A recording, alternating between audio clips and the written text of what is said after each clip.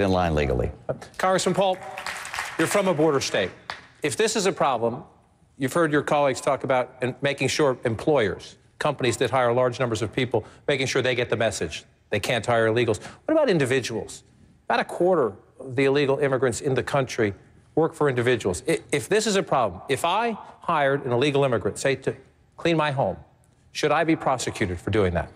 I don't believe you should be, because I think those laws are misdirected. That makes you the policeman, or the businessman the policeman, or the Catholic Church the policeman if they do anything to help an illegal immigrant.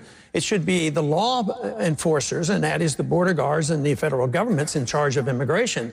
So no, I don't agree with those laws, but that doesn't mean that I'm soft on the issue of illegal immigration. Illegal, I can't imagine anybody standing up here and say, oh, I'm for illegal immigration. We're all against illegal immigration. But I think what we fail to do is look at the incentives. And it has a lot to do with economics. There's an economic incentive for them to come, for immigrants to come. But there's also an incentive for some of our people in this country not to take a job that's a low-paying job. You're not supposed to say that, but that is true. But there's also an economic incentive in the welfare state for immigrants to come in. In Texas, we suffer from the fact that there are federal mandates that we have to take care of their medical needs and their educational needs, and it bankrupts some of our school districts and our hospitals. So it's those mandates.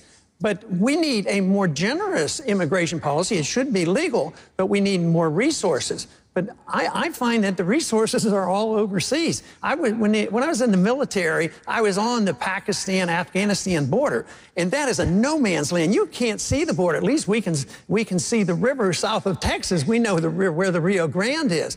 Over there, we can't see it. But we're over there fighting and dying over that border, looking for problems. Why don't we take those resources and quit pretending we can defend those borders and put them on our borders and take care of our needs here? Go ahead, Mr. Speaker.